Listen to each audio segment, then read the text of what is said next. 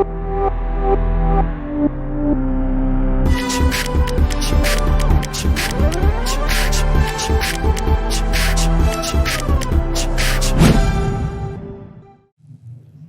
दोस्तों, तो अब हम लोग एक नया टॉपिक चालू करते हैं जिसको हम बोलेंगे यूडियोमेट्री।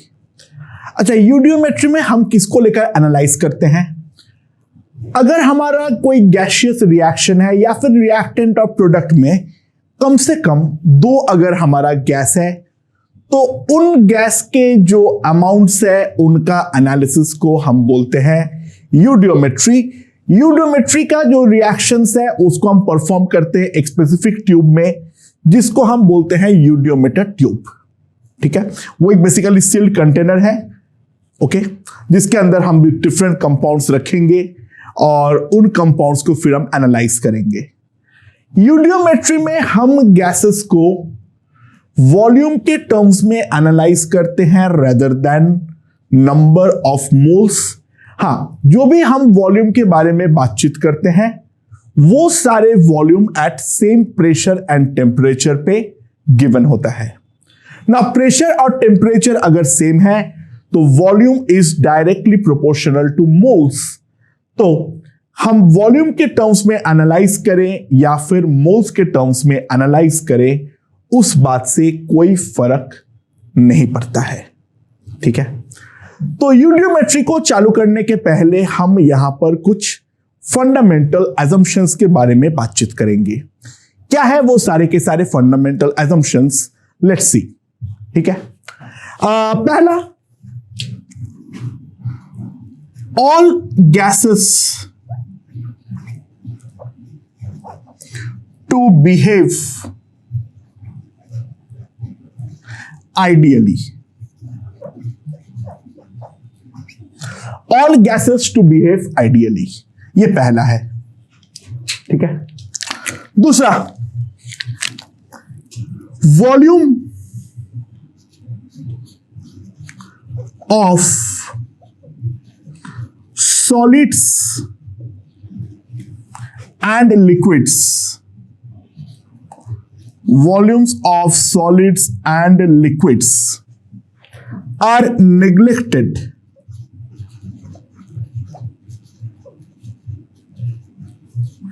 in terms of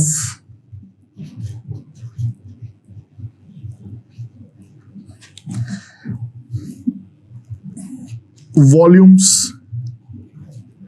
of gases। Gas के वॉल्यूम के सामने हम सॉलिड और लिक्विड का वॉल्यूम को हमेशा हर हाल पे नेग्लेक्ट करेंगे। ठीक है, अच्छा, अनलेस गिवन, अगर जरूरत पड़ी, temperature to be taken as 25 degree Celsius, where H2O is a liquid। Eudiometry में बहुत जगह पे हमारा वाटर पैदा होगा, वो वाटर को हम हर हाल पे लिक्विड में ही मानेंगे अनलेस एंड अनटिल हमें दिया हुआ है जो हमें लिक्विड वाटर को लिक्विड की तरह मानना है, गैस की तरह मानना है। ठीक है, अच्छा, next,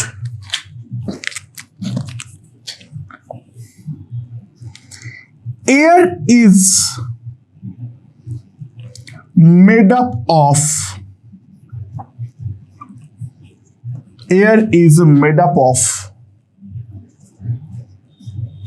mainly N2 and O2। हम इन जनरल मान लेंगे 4:1 के रेशियो पे। अगर दिया हुआ नहीं है, कुछ दिया हुआ है तो बात अलग है, अदरवाइज इन जनरल हम एयर को ये मानेंगे। ठीक है, nitrogen is a highly unreactive species. No reaction of N2, ठीक है, as N2 is a highly unreactive at lower temperature. ठीक है, N2 has a high thermal stability. ठीक है, so it reacts at very high temperature. तो इसका reaction जो होता है वो बहुत ही ज्यादा हाई टेम्परेचर पर होता है. That high temperature is not possible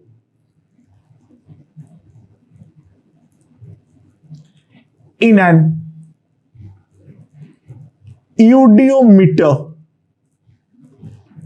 tube. ये जो हाई टेम्परेचर है वो हमारा यूडियोमीटर ट्यूब में अटेन करना जो है वो संभव नहीं है. ठीक है, ये जो हमारा यूडियोमीटर ट्यूब में इतना हाई टेम्परेचर अटेन करना पॉसिबल नहीं है, उसके पहले ही हमारा विस्फोट हो जाएगा. ठीक है, नेक्स्ट,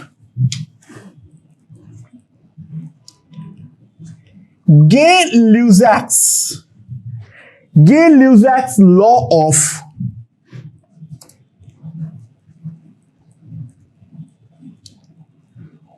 volume combination.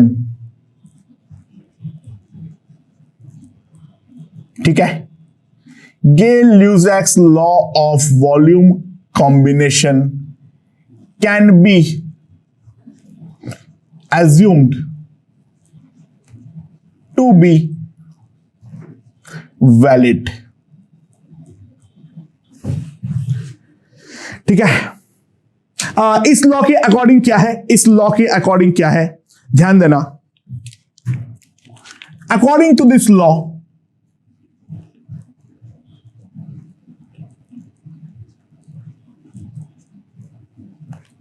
क्या बोलता है Gay-Lussac's law of volume combination,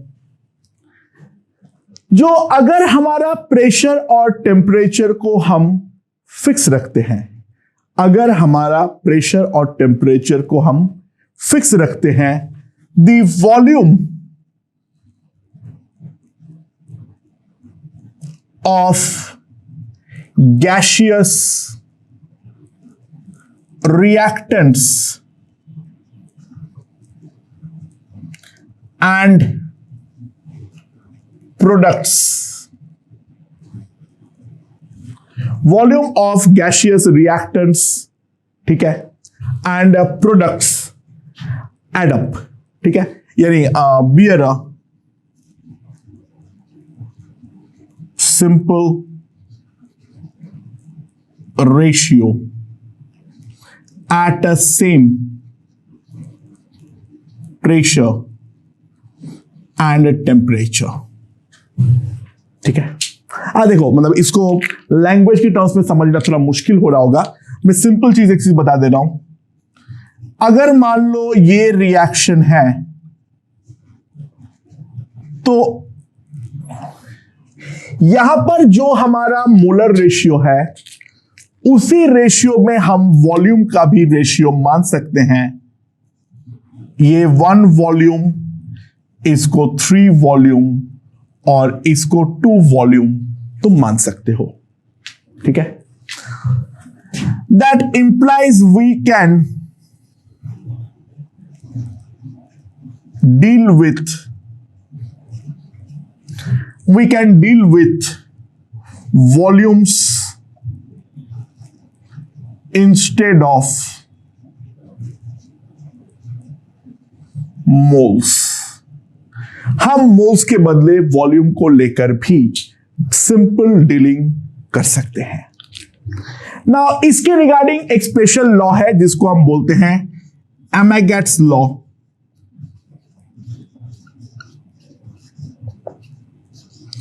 Amagat's law क्या बोलता है?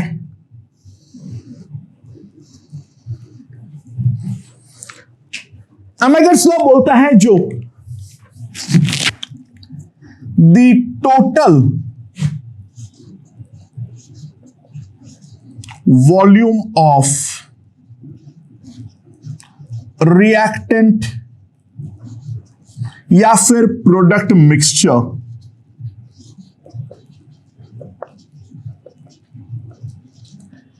is sum of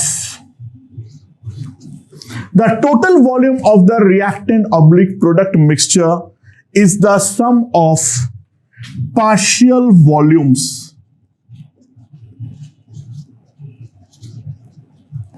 of them. जैसे पार्शियल प्रेशर हम डिफाइन करते हैं डाल्टन्स लॉ पार्शियल प्रेशर में, तो वहां पर वॉल्यूम हमारा फिक्स होता है, टेम्परेचर फिक्स होता है। तो वैसे अगर हम टेम्परेचर और प्रेशर को हम फिक्स रखेंगे तो जो हमारा टोटल वॉल्यूम होगा वो हमारा पार्शियल वॉल्यूम के सम के इक्वल होगा। ओके, यानी जो हमारा पार्शियल वॉल्यूम है दैट इज इक्वल्स टू उसका total volume into simple mole fraction.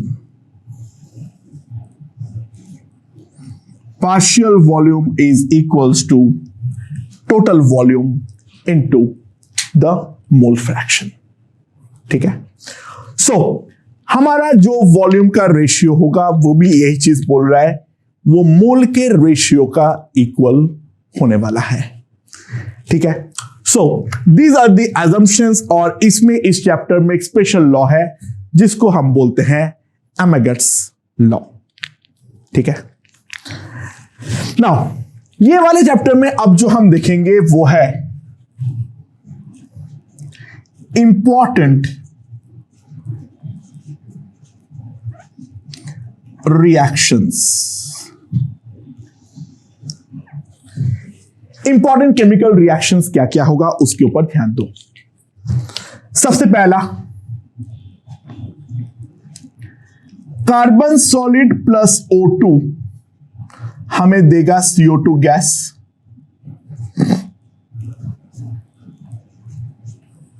And इसी का corollary CO gas plus half O2 gas will give you CO2 gas. ठीक है, थर्ड, अगर मैं अमोनिया प्लस O2 इस पर अगर मैं डालता हूं इलेक्ट्रिक स्पार्क तो ये कन्वर्ट होता है N2 प्लस वाटर में। ठीक है,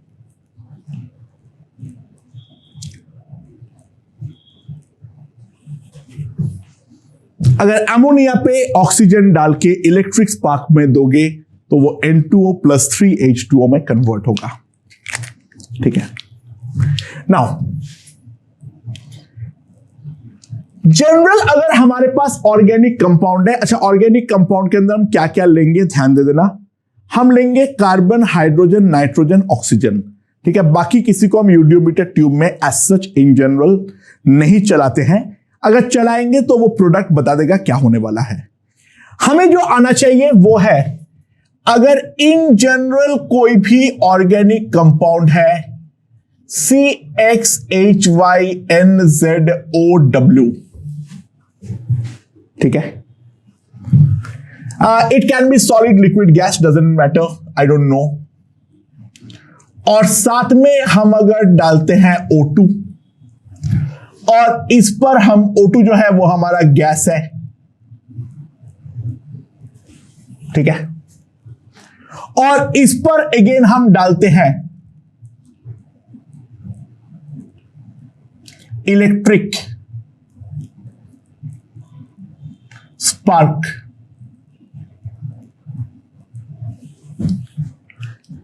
तो प्रोडक्ट जो बनता है वो हमारा क्या बनता है, XCO2 gas plus Y/2H2O liquid plus Z/2 N2 gas. XCO2 gas plus Y/2H2O liquid plus ZN2 gas. And now if I balance the oxygen, ठीक है, ऑक्सीजन कितना आएगा,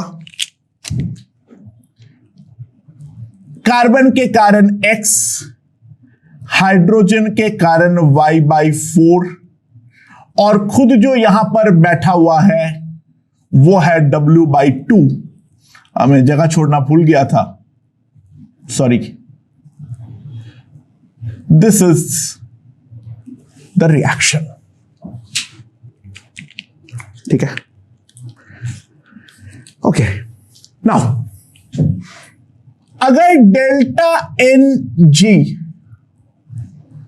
ग्रेटर देन 0 है, अरे मैं डेल्टा Ng को पहले डिफाइन कर देता हूं, वो क्या है, in the product side number of moles of gas in the product side minus number of moles of gas in the reactant side, इसको हम क्या बोलेंगे, डेल्टा Ng, ठीक है। So delta Ng greater than 0 होगा तो वहां पर हमें वॉल्यूम एक्सपांशन देखने को मिलेगा, वहां पे हमें वॉल्यूम एक्सपांशन देखने को मिलेगा। डेल्टा Ng अगर हमारा 0 होगा तो ऑब्वियस सी बात है no change in volume, okay. और डेल्टा Ng अगर लेस देन 0 होगा वो क्या होगा, वॉल्यूम कॉन्ट्रैक्शन,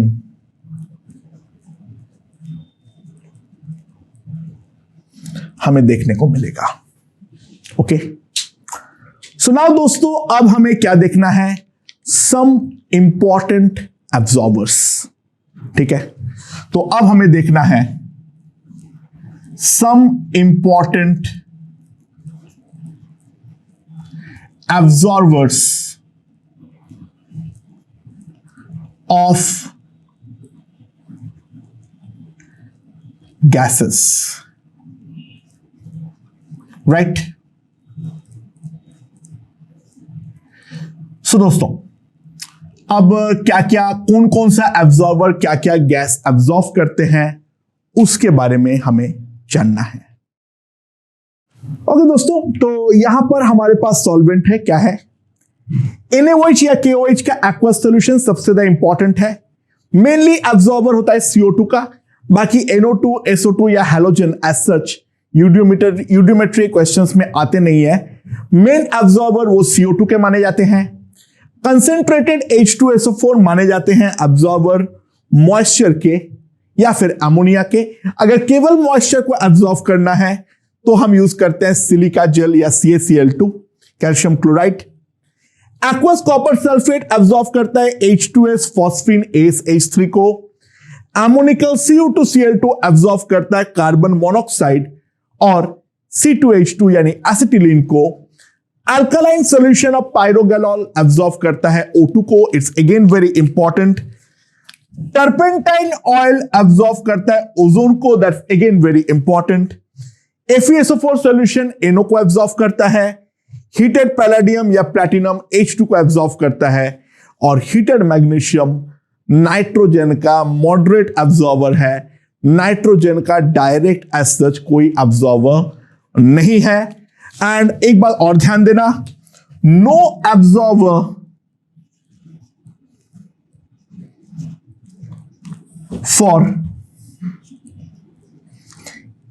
inert gases, जो हमारा इनर्ट गैस होंगे उनका कोई भी ऑब्जर्वर के बारे में हम बातचीत नहीं करेंगे। So this is the basic theory regarding audiometry. तो उसके बारे में हमने देख चुके हैं। अब हम लोग डिफरेंट प्रोफाइल्स ऑफ क्वेश्चंस को लेकर बातचीत करेंगे। इस चैप्टर में मेन जो है वो क्वेश्चंस है, हम कम से कम 20-25 क्वेश्चन जो है वो इस चैप्टर में सॉल्व करने वाले हैं। ओके।